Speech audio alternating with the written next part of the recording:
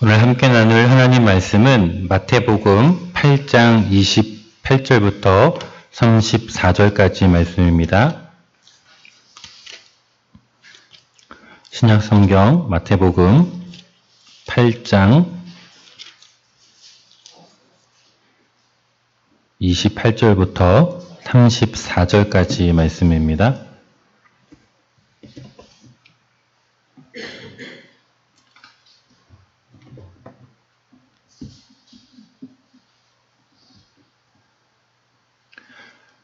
함께 봉독하겠습니다. 또 예수께서 건너편 가다라 지방에 가심에 귀신 들린 자 둘이 무덤 사이에서 나와 예수를 만나니 그들은 몹시 사나워 아무도 그 길로 지나갈 수 없을 지경이더라. 이에 그들이 소리질러 이르되 하나님의 아들이여 우리가 당신과 무슨 상관이 있나이까? 때가 이르기 전에 우리를 괴롭게 하려고 여기 오셨나이까 하더니 마침 멀리서 많은 돼지떼가 먹고 있는지라. 귀신들이 예수께 간구하여 이르되 만일 우리를 쫓아내시려면 돼지떼에 들여 보내주소서 하니 그들에게 가라 하시니 귀신들이 나와서 돼지에게로 들어가는지라. 온 떼가 비탈로 내리달아 바다에 들어가서 물에서 몰사하거늘 치던 자들이 달아나 시내에 들어가 이 모든 일과 귀신 들린 자의 일을 고하니 온 시내가 예수를 만나려고 나가서 보고 그 지방에서 떠나시기를 간구하더라. 아멘. 성경의 예수님의 이야기 중에 간혹 굉장히 특이하다라는 사건들이 있는데요. 오늘 우리가 지금 방금 읽은 본문도 굉장히 아주 특별한 사건입니다. 여러분, 만약에 현대에 이런 유사한 일이 일어났다라고 하면 정말 막 유튜브 조회수 막 1000만, 막 1억 뷰 달성할 만한 어마어마한 일이에요. 왜냐하면 두 가지 사건 때문에 그러는데요. 첫 번째 사건은 뭐냐면 귀신 들린 사람이 치유가 된 거예요. 근데 그 귀신 들린 사람이 그냥 곱게 귀신 들려서 있었던 상태가 아니에요. 이 사람들로 인하여서 그 온 동네가 한 진입로를 통제당하고 가지를 못했어요. 예를 들면 갑자기 아침 고요 수목원 들어오는 저 초입에 한 미치광이 두 남자가 거기 또 죄송하지만 거기 들어오는 있고 조금 지나다 보면 이제 그 가족 묘 같은 데가 있잖아요. 그 근처에서 두 명의 이 정신이 나간 사람이 옷도 하나도 입지 않은 채로 거기서 막 난동을 부린다. 당연히 막 경찰이 출동하고 그러겠죠. 근데 요리조리 피해서 아무튼 신고하면 도망가고 안 나타나고 막 그래서 차들도 막 위협을 하고 막 관광객들 오는데 매번 난동을 부리고 그러면은 이제 오는 관광객들도 이쪽으로 이제 펜션 안 잡고 아침고요 수목원이니 이쪽이 이제 놀러 안 오고 막 이렇게 되는 거죠. 그러면은 이제 다른 길로 막 우회를 하던가 그래서 그 일대 장사하시는 분들도 굉장한 어려움을 겪고 다 이제 흉가처럼 되는 거죠. 그 길로는 다닐 수 없는 지금 이제 그런 사건이 여기 있었던 거예요. 그런데 그 두 미치광이었었던 귀신 들린 자가 이제 온전히 되는 한 놀라운 사건이 있는 거예요. 그러니까 이 두 명의 귀신 들린 자가 곱게 미쳐서 조용히 있다가 예수님 만나서 치유받은 사건이 아니라 마을의 아주 골칫거리였던 거예요. 아주 심각한 골칫거리였었던 이 두 귀신 들린 사람이 치유받는 엄청난 사건이 일어난 거죠. 또 한 가지 사건은 뭐냐면 이 사건과 결부되어서 돼지 2000마리가 있었는데 이 2000마리가 한꺼번에 바다에 빠져서 몰사한 사건이에요. 우리나라도 막 돼지 구제역 같은 거 생기면은 이게 엄청난 속도로 전염이 되고 하기 때문에 그 축사 자체를 폐쇄하고 이제 사장시키는 경우가 있잖아요. 근데 그 수가 2,000마리가 됐다라고 하는 거는 오늘날에도 큰 수지만 이 옛날 예수님 당시로 보면 어마어마한 숫자의 돼지가 한꺼번에 죽음을 당한 사건이죠. 그래서 이거는 정말 아마 이스라엘 전역이 떠들썩하고 그 주변에 있었던 수많은 도시와 인근 마을들에서 정말 몇 해를 두고서 옛날에 그런 일이 있었다. 얼마 전에 그런 일이 있었다라고 두고두고 있을 법한 그런 어마어마한 사건이 오늘 이 장면에 등장을 합니다. 이 사건의 발달은 예수님께서 배를 타고 건너편, 그러니까 갈릴리 호수에서 이스라엘 땅이 있고 이제 반대쪽에는 이방인들, 이스라엘 땅이 아닌 땅인데 지금 한창 막 전쟁 중에 레바논 땅인데요. 그쪽 부분으로 건너가신 거예요. 제가 지지난주부터 이제 계속해서 말씀드리는 것 중에 하나는 마태는 이 성경 마태복음의 순서를 시간 순서대로 기록한 것이 아니라 자신의 어떤 의도를 가지고 사건의 배열을 여기저기 바꿨어요. 그런데 유독 오늘 이 사건은 앞에 있었던 배에서 풍랑을 만났던 사건 다음에 일어난 사건이에요. 그 두 사건은 바로 이어진 사건이에요. 그래서 오늘 우리가 본문에서 읽었던 이 사건이요, 마가복음에도 기록이 되어 있고 누가복음에도 기록이 되어 있습니다. 그런데 순서는 다 똑같아요. 배에서 예수님이 풍랑을 일었을 때 주무시고 계시다가 제자들이 깨어서 풍랑을 잔잔케 한 사건, 그 다음에 나오는 사건이 요거예요. 세 복음서가 동일하게 예수님께서 풍랑 있는 바닷속에서 주무시고 계시다가 풍랑과 바람을 잔잔케 하신 다음에 그 풍랑을 뚫고 도착한 곳이 어디였냐면 이 이방인의 이 땅 가라다라는 곳이었다는 거예요. 그러면 이곳에서 예수님께서 하신 일은 지금 말씀드린 두 가지였어요. 귀신 쫓은 일과 돼지떼 2,000마리가 몰살당한 이 사건이 일어난 거예요. 그 다음에 어떤 일이 벌어지냐면 예수님이 이 지역을 다시 떠나세요. 다시 왔던 길을 되돌아가는 거예요. 무슨 말이냐면 예수님께서 이 가라다라고 하는 지방, 이방인의 땅에 가신 유일한 목적은 뭐냐면 이 귀신 들린 사람을 온전케 하기 위함이었어요. 그거 외에는 아무런 목적과 아무런 어쩌면 계획이 없으셨던 거예요. 그러니까 그 풍랑이 있는 바다를 통과하면서까지 가신 이유는 무엇이었냐면 이 귀신 들린 두 사람을 만나기 위함이었어요. 우리 삶에 크고 작은 일들이 벌어지잖아요. 매일매일이 뭐 작은 큰 사건들인데 어쩌면 그 사건이 그냥 일어난 것이 아닐 수 있습니다. 어쩌면 그 작은 일이 그냥 벌어지는 게 아닐 수 있어요. 어쩌면 하나님의 아주 심오한 계획과 섭리 가운데 우리를 그 자리로 인도하시고 우리로 거기에 가게 하시고 그 사람을 만나게 하시고 그 길로 인도하게 하신 것입니다. 우리 성도님들 가운데 오랫도록 이 지역에 가평에서 사신 분들도 계시지만 아마 대부분의 많은 성도님들은 다른 곳에서 사시다가 이주하신 분들이 지금 보니까 조금 더 많은 것 같아요. 왜 여기에 왔을까? 여러 가지 각자의 나름대로 사연이 있을 수 있겠지만 어쩌면 우리의 그러한 계획과 우리의 의도와 또 우리 어떤 우연과 함께 하나님께서 우리를 이곳에 의도하시고 목적을 가지시고 부르신 것입니다.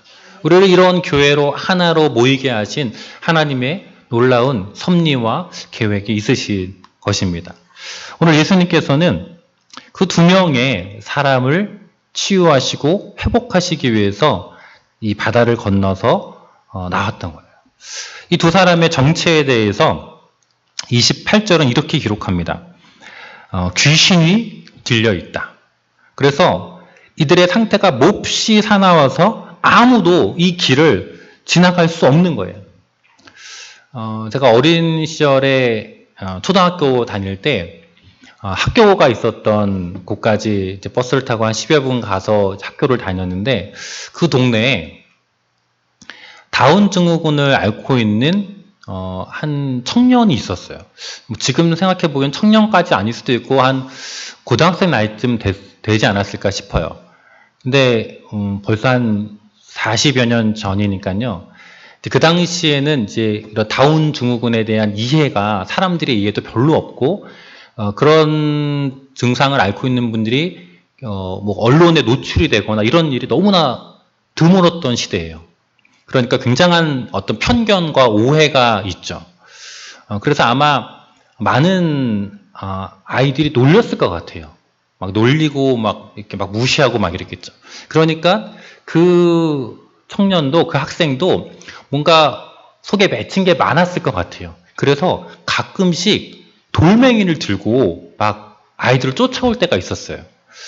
그래서 어린 시절에 학교를 갔다가 이제 버스를 타고 오는 길까지 한 10여 분을 또 걸어서 와야 되는데, 버스 정류장까지 그 오는 길에 그 사람을 만나면은 그 사람을 만날까 겁이 나는 거예요. 그러니까 평상시에 돌멩이를 드는 건 아니에요.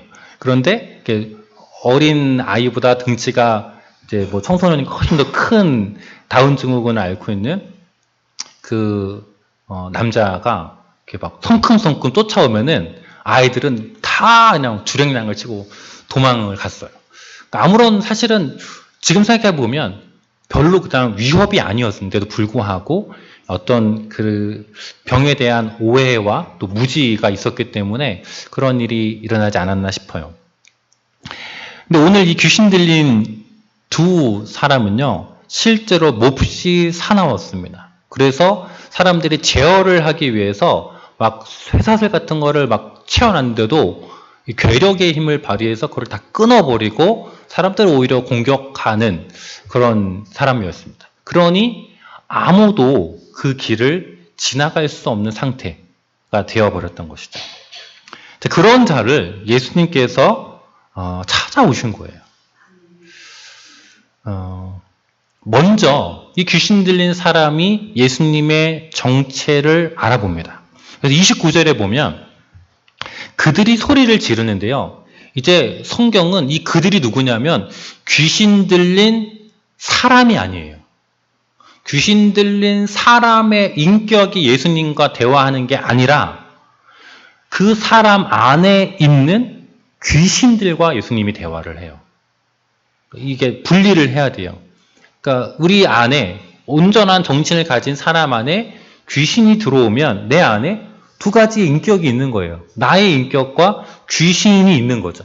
그런데 예수님께서 28절에는 귀신 들린 자를 만나는데 29절부터 나오는 이 대화는 누구와 누구의 대화냐면 귀신 들린 사람의 인격과의 대화가 아니라 그 사람 안에 있는 귀신과의 대화예요. 그 귀신들이 29절에 먼저 예수님을 알아봅니다. 그래서 뭐라고 불러요? 하나님의 아들이요 라고 불러요. 이 당시에, 예수님 당시의 풍습 가운데는요, 두 사람이 서로 대항해서 싸우는 거예요. 싸움이 일어났을 때 어떤 풍습이 있었냐면 상대방의 이름을 명확하게 크게 부르면 기선제압을 하는 거예요. 상상이 되시나요? 이제 여러분 이제 뭐 만약에 부부 싸움을 한다. 부부 싸움을 하는데 이제 갑자기 막 화가 나가지고 남편과 아내의 이름을 또렷이 태글자로 딱딱딱 부르는 거예요. 아무런 존칭도 하지 않고. 그럼 이제 어떨 것 같으세요? 좀 이제 뭐 황당할 수도 있고, 드디어 저 인간이 미쳤나, 뭐 이런 생각을 할 수도 있고, 이제 상대방의 이름을 크게 하고 딱 부르면은 뭔가 이 기선이 제압된다라는 그런 풍습을 이 당시에 사람들이 가지고 있었던 거예요. 그러니 지금 귀신이 예수님을 존경하고 예수님의 신분을 알아봐서 내가 당신이 누군지 정말 잘 알아요 라고 하는 칭송의 의미가 전혀 아니라 나름대로는 예수님의 정체를 알고 기선제압을 하기 위해서 얘기하는 거예요. 하나님의 아들이여! 라고 부르면서 당신과 우리가 무슨 상관이 있느냐 라고 이야기하는 거예요. 그러니까 지금 우리의 일에 관여하지 말라라는 거예요. 왜냐하면 때가 이르지 않았다는 거예요. 그러니까 귀신들도 뭔가 이 때가 올 것인데 그 때가 오면 어떤 일이 벌어진다? 우리를 괴롭게 할 것이다. 귀신들이 사탄의 무리가 이제 멸망하고 우리가 약자가 되는, 우리가 당하게 되는, 괴로움을 당할 수밖에 없는 그 시기가 온다는 것을 알고 있어요. 그게 언제냐면 예수님께서 십자가에서 돌아가시는 그때입니다. 근데 이 귀신들이 생각하기에 아직 그때는 아니다. 아직 그때 자기들의 어떤 이 영적인 직감을 가졌을 때 아직 그때가 아닌데 왜 벌써 와서 우리를 괴롭게 하려고 하느냐라고 이야기합니다. 어쨌든 예수님께서 오셨고 이 귀신들을 가만히 내버려 둘 리가 없죠. 하나님의 형상대로 지은 사람에게 들어가 있는 이 귀신들은 원래 그곳에 있으면 안 되는 존재이기 때문에 그대로 둘 리가 없다는 것을 귀신들은 너무나 잘 알았어요. 그래서 어떻게 요청하느냐? 돼지떼가 있었는데 귀신들이 예수님께 간청을 합니다. 뭐라고 간청을 해요? 우리를 쫓아낸다는 것은 누구로부터 쫓아내는 거죠? 이 사람들로부터 사람 안에 있는데 사람으로부터 우리를 쫓아내시려면 귀신은 어딘가에 들어가야 되는 거예요. 그러니까 어디에 들어가겠대요? 돼지떼에 들어가게 해달라. 여러분, 귀신이 돼지떼에 들어가야 될 이유가 있을까요? 없을까요? 귀신의 존재 목적상 귀신은 돼지떼에 들어가고 싶은 이유도 없고 들어가야 할 이유가 전혀 없습니다. 왜냐하면 귀신의 존재 이유는 하나님의 형상대로 지은 인간을 파멸시키는 거예요. 하나님과 대적의 관계에 있어서 하나님 만드신 물론 뭐 동물들도 있지만 동물을 파괴하는 목적이 아니라 인간의 영혼을 파괴하는 것이 사단의 목적입니다. 그러니 귀신의 입장에서 돼지떼에 들어가야 될 하등의 이유가 없는 것이죠. 그러나 지금 예수께서 자신들을 쫓아내실 것이 너무나 분명한데 주변에 다른 사람이 없으니 어디 요청한 거예요? 돼지떼에게라도 우리가 들어갈 수 있도록 허락해달라고 이야기하는 것이죠. 자신의 마음대로 들어갈 수도 없는 거예요. 예수님께서 나와! 그러면 그냥 나올 수밖에 없는 거예요. 예수님께서 자신들이 지금 돼지떼로 들어가고 싶은데 그것을 허락하지 않으면 그것조차도 할 수 없는 거예요. 한마디로 귀신은 예수님의 권세에 완전히 복종되고 있는 상태에 있음을 보여주고 있습니다. 예수님께서 무슨 이유인지 조금 복잡하긴 하지만 어쨌든 허락합니다. 가라! 라고 32절에 허락을 해요. 그랬더니 그 귀신들이 나와서 돼지에게로 들어갑니다. 마가복음에는 이 돼지의 수가 2,000마리라고 나오고요. 누가복음에 보면 이 귀신의 이름까지 나와요. 귀신들이 한두 마리가 아니었어요. 그래서 이들이 어마어마한 무리였기 때문에 그 귀신의 이름이 군대였습니다. 군대. 그래서 군대 귀신이라고 불리던 이 귀신들이 떼거지로 어디로 들어가요? 돼지한테 들어가는 거예요. 이 돼지한테 들어가서 그냥 돼지 안에 거하면서 사는 게 아니에요. 귀신은 그 돼지한테 들어가서 살아야 이유가 없으니까. 그래서 어떻게 해요? 이 돼지를 충동질한 거죠. 돼지를 귀신이 충동질하는 거예요. 그래서 어떻게 만들어요? 돼지가 미쳐 날뛰게 하는 거예요. 그래서 다 어떻게 돼? 32절에 보니까 온 때가 비탈로 내리다라 바다에 들어가서 물에서 몰사합니다. 2,000마리의 이 돼지떼를 누가 죽인 거예요? 귀신이 죽인 거예요. 의도가 있겠죠. 왜 죽였을까요? 의도가 있겠죠. 그게 이제 33절과 34절에 나옵니다. 돼지를 치는 사람들, 돼지의 주인일 수도 있고요. 아니면 고용된 일꾼일 수도 있습니다. 돼지를 치던 사람들이 도망을 갑니다. 2,000마리나 죽었어. 자기 돼지가 다 죽었어. 난리가 난 거죠. 그래서 일단은 도망을 하는데 어디로 가느냐? 시내로 들어갑니다. 이거 자신의 힘으로 할 수가 없는 거예요. 이게 어떻게. 그래서 사람들에게 도움을 요청하기 위해서 시내로 들어가서 지금 무슨 일이 일어난지를 다 사람들한테 보고합니다. 그리고 또 무슨 얘기를 해요? 그 귀신 들렸던 두 사람에 대한 이야기도 해요. 마가복음과 누가복음에도 이 사건이 나온다고 말씀드렸잖아요. 마가복음과 누가복음에는 이 귀신 들렸던 사람이 이제 귀신이 나갔잖아요. 그래서 어떻게 되는지가 설명이 돼요. 어떤 설명이 나오냐면 옷을 입었다. 그리고 정신이 온전해졌다. 라는 설명을 해요. 근데 마태는 그 사실을 다 빼고 있어요. 지금 마태의 초점은 이 귀신 들린 사람이 어떻게 나았다. 사실 여기에 초점이 별로 없어요. 그리고 지금 무슨 일이 일어나느냐.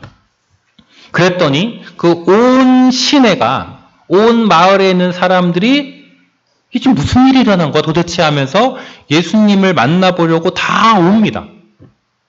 그래서 보니까 정말 돼지가 바다에 둥둥 떠다녀서 이제 다 죽게 생겼고, 그 귀신 들렸던 사람은 멀쩡하게 앉아 있는데 역시 좀 나간 채로 이제 옷을 입고 앉아 있는 것이죠. 그 다음에 그 사람들이 예수님께 하는 행동이 뭐예요? 34절 같이 한번 읽어보겠습니다. 34절 시작. 온 시내가 예수를 만나려고 나가서 보고 그 지방에서 떠나시기를 간구하더라.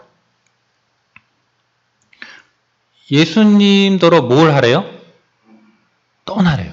이 지방에서, 우리 마을에서 떠나가 주십시오라고 얘기를 해요. 이상하죠? 지금 뭘 해야 돼요? 뭘 해야 되죠? 여러분이 돼지의 주인이라면 어떻게 하시겠어요? 뭐 하시겠어요? 하나님의 아들이 오셨습니다. 그러고서 여러분 반겨 맞으실래요? 아니면 됐으니까 그냥 가세요 그럴래요?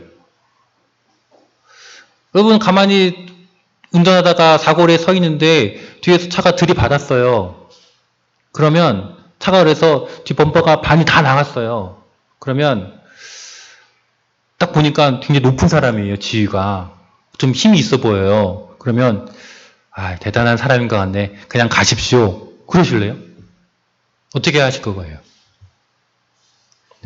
네, 일단 전화해야죠. 보험회사에 전화하고 경찰에 전화하고 조치를 취해야죠. 그래서 뭘 해야 돼요? 포상을 받아야죠. 여러분이 이 돼지를 치던 자던가 돼지의 주인이라면 어떻게 하셔야 되죠? 예수님들한테 손해배상 청구를 해야죠. 손해배상 청구를 하는 게 너무나 당연한 거죠. 그런데 이런 방구도 하지 않고 그냥 떠나라고 이야기하는 거예요. 여러분 한번 상상해 보십시오.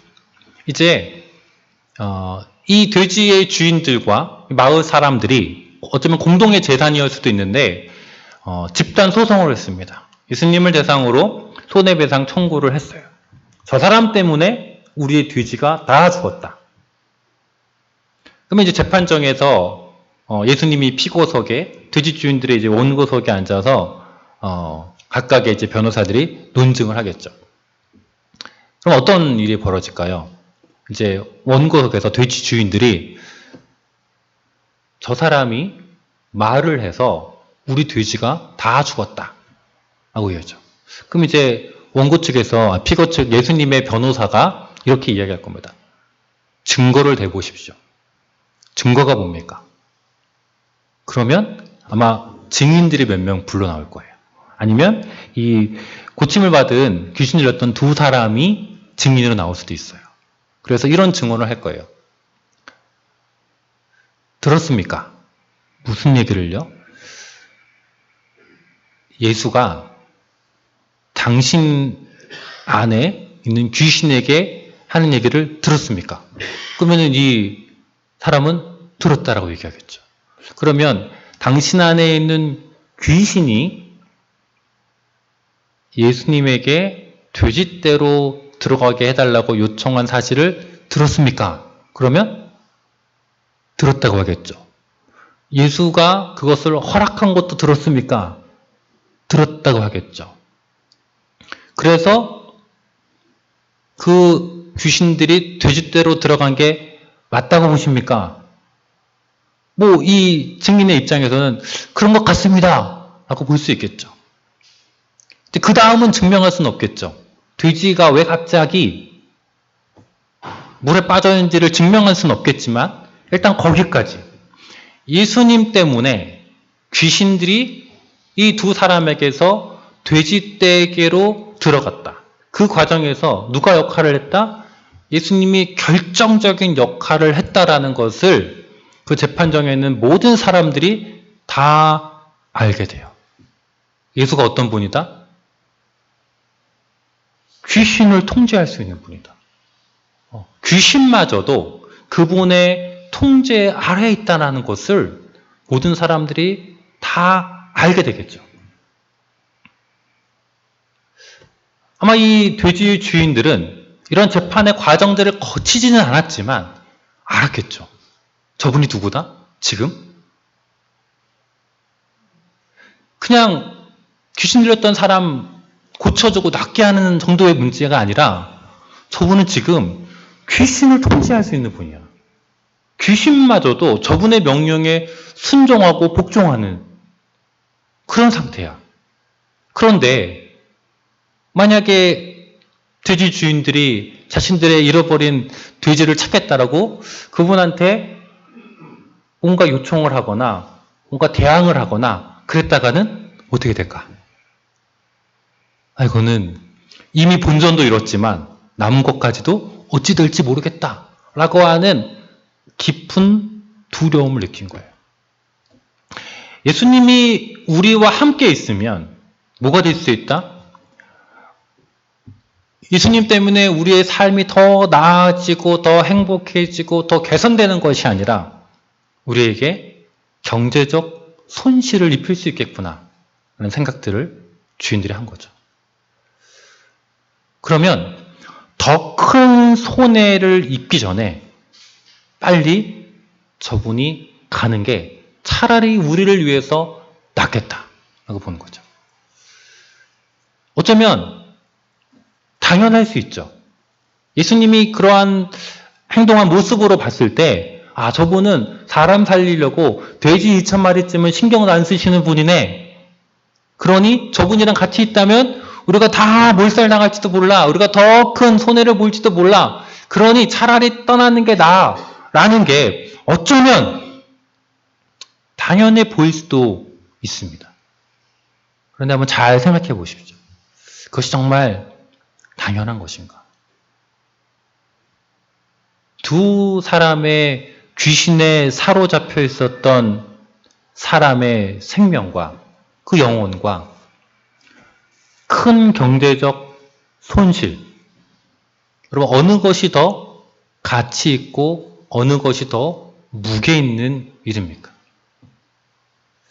마을 사람들의 생각은 분명했어요. 예수? 구원자? 귀신을 내쫓는 사람? 아니, 하나님의 아들? 필요 없어. 우리에겐 뭐가 먼저야? 돈이 먼저야. 우리에겐 경제적 유익과 이익이 더 중요한 것이지 그분이 나의 구원자인지 구세주인지 그분이 하나님의 아들인지는 그거는 나한테 중요하지 않아. 오늘 마태는 예수님을 따르는 삶의 모습에 대해서 마지막 이야기 한 가지를 이 본문을 통해서 소개해주고 있어요. 서기관은 예수님이 어디로 가시는지 제가 따르겠습니다 라고 이야기했습니다. 예수님의 한 제자는 제가 아버지 먼저 좀 문제를 해결하고 와서 따르겠습니다 라고 이야기했어요. 풍랑 가운데 있었던 제자들은 예수님과 함께 있었지만 자연을 다스리는 예수님과 함께 있었지만 그 예수님이 누군지를 알지 못한 채로 두려워했어요. 오늘 예수님은 이 본문을 통해서 예수를 따른다는 것은 우리에게 어마어마한 물질적 유익과 이익과 번영의 삶이 아니라 어쩌면 우리가 감내할 수 없는 큰 경제적 손실과 어려움이 있을 수도 있다는 사실을 보여줍니다. 그분은 귀신을 다스리시는 분입니다. 그분은 귀신의 고백처럼 진정으로 하나님의 아들이셨습니다. 우리의 구원자입니다. 우리의 영혼의 문제를, 우리의 영원한 죄악의 문제를 해결하시고 구원해 주실 영원한 구원자예요. 그 주님을 따르기 위해서 때로는 우리에게 손실이 있을 수 있다. 사실을 마태는 우리에게 보여주고 있습니다. 두 갈래에서 많은 이방의 사람들은 여전히 자신들의 경제적 유익을 붙들었습니다. 예수님의 제자는 돈의 가치보다, 이 세상이 우리에게 주는 유익과 편안함의 가치보다 그분을 따르는 삶, 생명을 살리고 영원한 삶을 주시는 그분을 따르는 삶을 우리에게 요청하고 있습니다. 저와 여러분이 오늘 이 말씀을 통하여서 어쩌면 우리의 삶이 이 귀신 들린 자의 삶처럼 세상의 그 어떤 다른 것에 우리가 사로잡혀 있고 취해서 중독되어서 살아가고 있는 상태일지도 모르겠습니다.